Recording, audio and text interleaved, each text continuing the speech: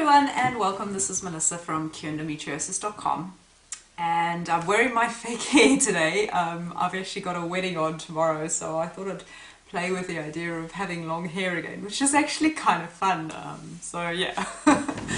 Okay, so sorry, I'm on my bouncy ball again.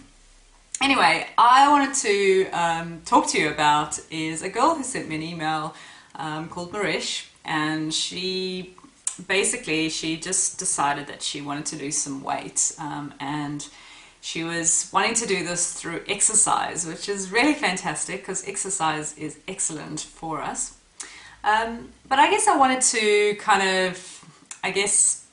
pinpoint something that I discovered about exercise. And one of the key things that I used to find was I used to have to really push myself to do any kind of exercise, and it was always this massive big struggle.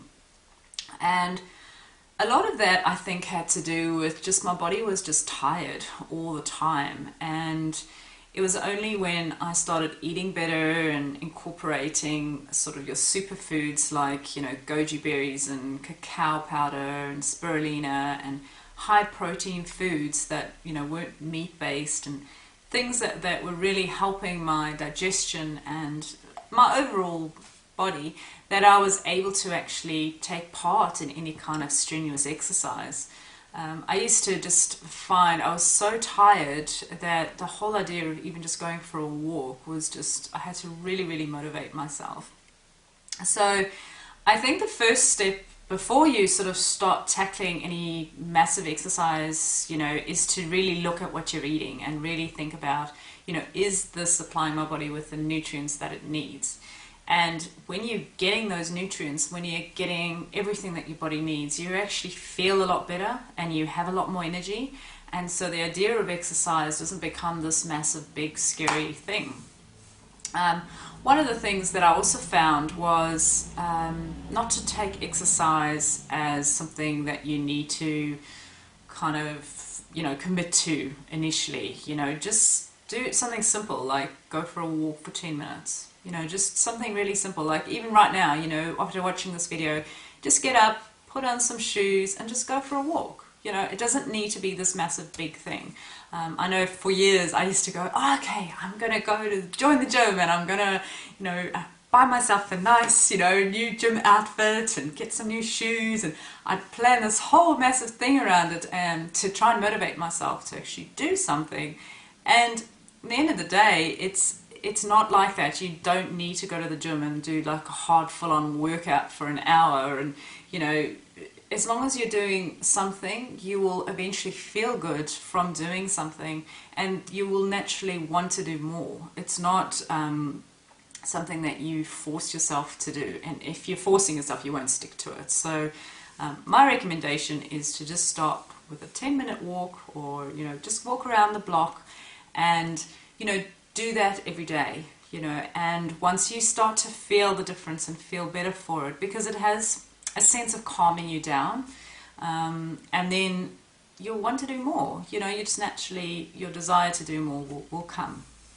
One of the other forms of exercise which I really love is called a rebounder.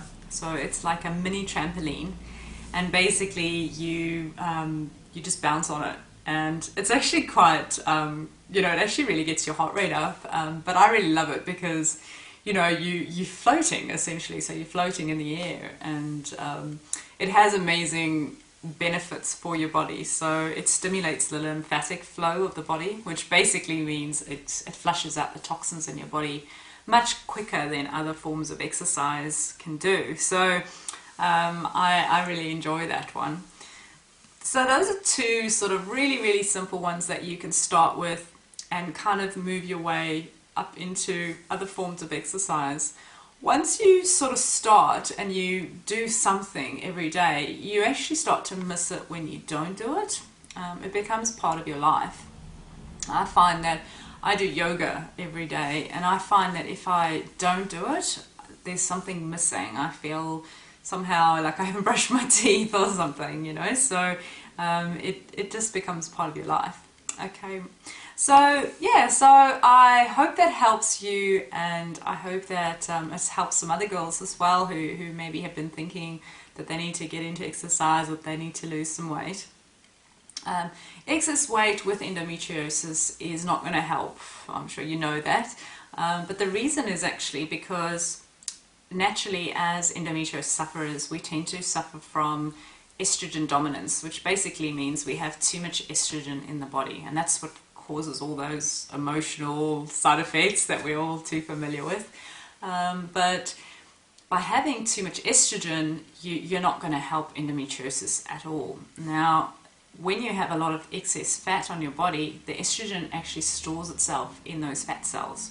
So the more fat cells, the more estrogen sort of storage area there is. So it's quite important to actually get rid of those fat cells as soon as you can. Look, weight gain is always going to be a massive thing for a lot of us, and there's often a lot of emotion attached to weight as well. But I will say that when you change your diet and when you eat right, it does all fall into place. It doesn't become a hard thing anymore. I found for me the biggest change was changing to not eating gluten. And since then, I mean, I eat a lot in a day and I don't gain weight, and I eat rich foods. I eat, coconut milk, like full fat coconut milk, and and things that, a lot of people would assume would make you fat. But because the gluten was interfering with my digestion, this naturally interfered with every other function within my body. And I, just found that since cutting that out, literally the weight just fell off me, and it wasn't hard in terms of, I had to go out and do like 10k runs every day or anything like that. I just changed what I was eating. So I think that is really the first step, and it'll get your energy up, and then you'll want to exercise. It's not, it's just natural. It just becomes, you've got all this excess energy that you kind of want to just get out. So yeah. So I hope that helps, and let me know if there's any other questions that you might have. While I've got you girls, I wanted to announce that I'm going to be doing a Ask Mel a Question every Friday. I thought it'd be quite fun to actually share any questions that other girls ask me in emails, and then that way I can help not just the person that sent me the email, but a whole lot of girls at the same time. So yeah, so what I'll be doing is every Friday I will answer anyone's questions. I'm going to post a special email address underneath this video, which is going to be specifically for asking Mel a question. So if there's anything that you ever wanted to know, any question that you might have, feel free to ask it. If I have done a blog on that particular topic already, I will just send you a response saying, look, I have done an article on that. I know that there is an awful lot of stuff on my blog now, so it's quite hard to find some of the articles that go back, in time. So don't feel bad if you're thinking that I might have done an article on it already.